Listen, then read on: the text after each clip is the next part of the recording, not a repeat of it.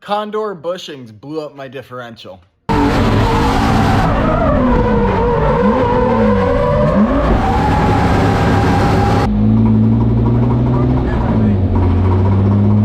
Yeah, that's from yesterday. That's not from my car. Look under there. Oh, what did you do? He's done. Broke it already? I've never done that before. I've never had this much grip either. That is your car. I broke the ear off the diff. I know it is, dude. This is your car. I know that's my car. I mean, hey, that axle's warrantyable, so that's cool. Come on, it's drivable on the trailer. I don't even actually think we can drive it on the trailer.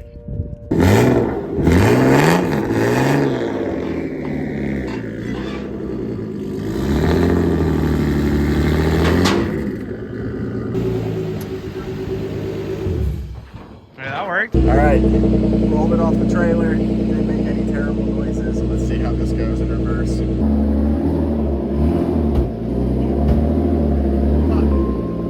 Okay, so nothing about that actually sounded all that bad until we started to back up the hill into the garage, and we got some loud, it sounded like diff hitting the ceiling noises. So let's see if it's still in its place.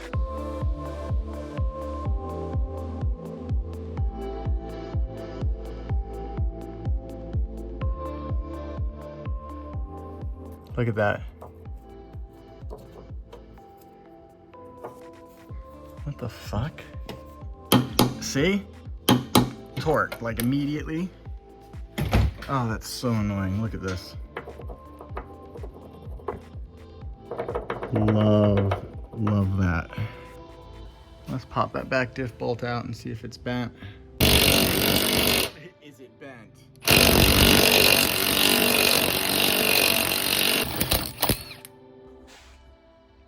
Yeah, I thought my GoPro was on, but you know how that goes. I turned it off to save a clip at some point and went ahead and just manhandled that one out because I've got a lot to do today, and the diff was in the way of this blown axle. And I mean, it was dirty, really dirty. Oh, this is Tommy's diff. I broke an ear off Tommy's diff.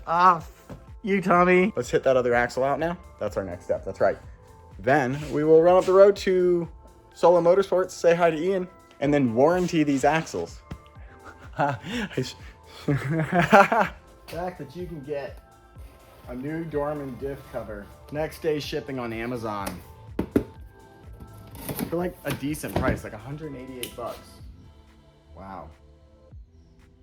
I mean, this thing is so beefy that there's no way it's the same cover. All right, rounded ear, yeah. Holy crap.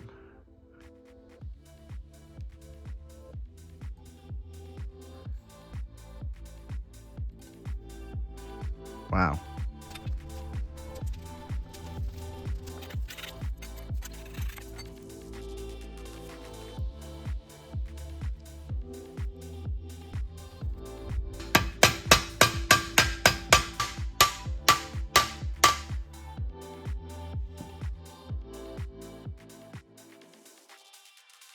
Before I quickly knock in this next one, I should have done it in my press, but I got all excited when I saw this super cool diff cover and threw it on.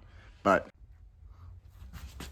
go ahead and bring that metal washer or the metal sleeve all the way to the top and then hammer it in. Otherwise it's gonna make its way up there, and then you can hammer that down after. And then make it easy on yourself. Put these in the freezer, heat that up with a torch to like 180. They'll slide right in. I mean, that's some pretty good news right there. The spare cover fits with its play. All right, that's great news. Let's knock him out. Oof, that looks rough. And then, new diff. Seriously?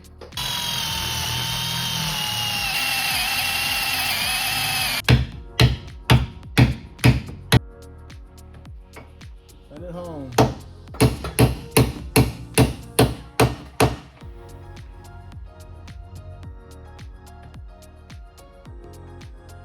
We got ourselves a 1/2-inch bolt. Might be too long, we'll see. I'm gonna go ahead and toss this diff back up in the car, wrestle it, because I'm by myself. And we'll see if it's too long and if we need to tap it down here or just find a bolt with more thread engagement. That being said, it's one we can test with. So let's get started.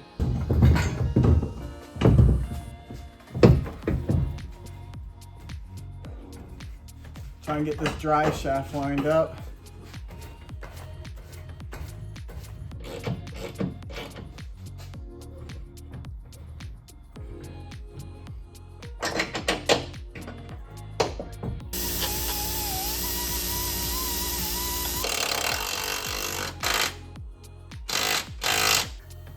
Well, that's tight as hell.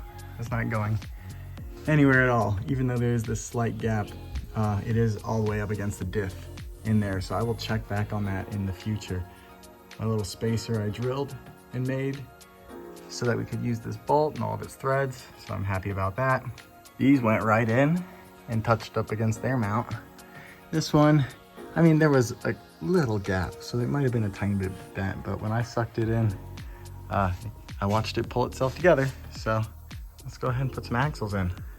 If you take out your strut bolt and lower it down, it will give you the clearance you need on these larger axles. Get past right there, line it up straight, and it'll fall right into place. Then, with the spring in or out, depending on how low you are, we're gonna jack this all the way up to give us enough space to pop that side in. Because as you can see, right now, there's no chance in hell. Spring is still in it, up there somewhere. We just have it jacked up as high as we can before it starts to move off of the mount. And the axle, boom, fits right in. I have finished putting in a new diff, cover, axles, and everything like that after the Condor ones. These disgusting things destroyed my rear end. Look at that. Thankfully, no damage to the subframe itself, or these ears especially. I forgot to say something about these Garagistic tow hooks. Use these at your own risk, of course, because you see mine's already a little bit bent, but I've been using these for a few seasons, and they make hooking up and unloading and all those things so much faster in the rear of the car. I keep equal length straps up front, and then I do those in the rear, and it's pretty simple.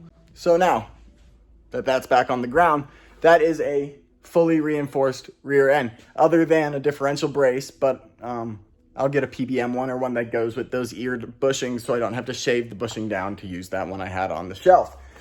But we're not gonna break axles. This thing doesn't break axles. The reason this thing doesn't break axles is because, well, those good warrantyable ones like you saw, those are some good axles. Either those or OEM, and of course M3 rear end. But what my personal preference is to keep axles from breaking isn't like axle spacers or something like that. It is matching through, which I'm gonna have to do, matching engine, transmission, and differential bushings. So if one of them's poly, they're all poly. If one's solid, they're all solid. I like poly.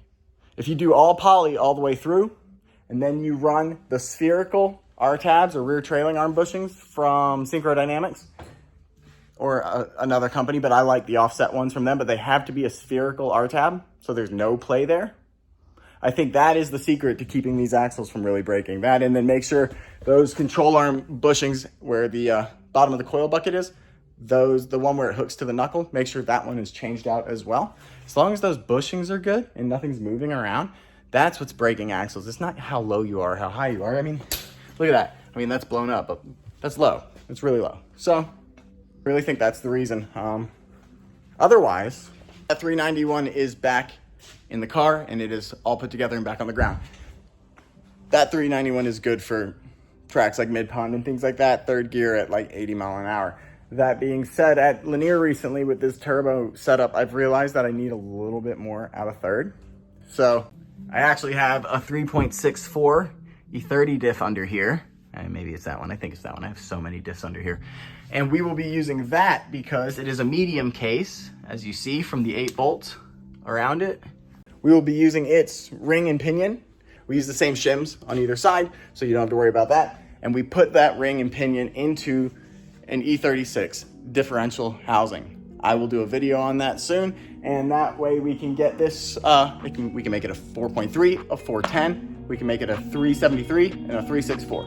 So that's everything. I appreciate you guys so much. I will see y'all for the next one. Have a good day.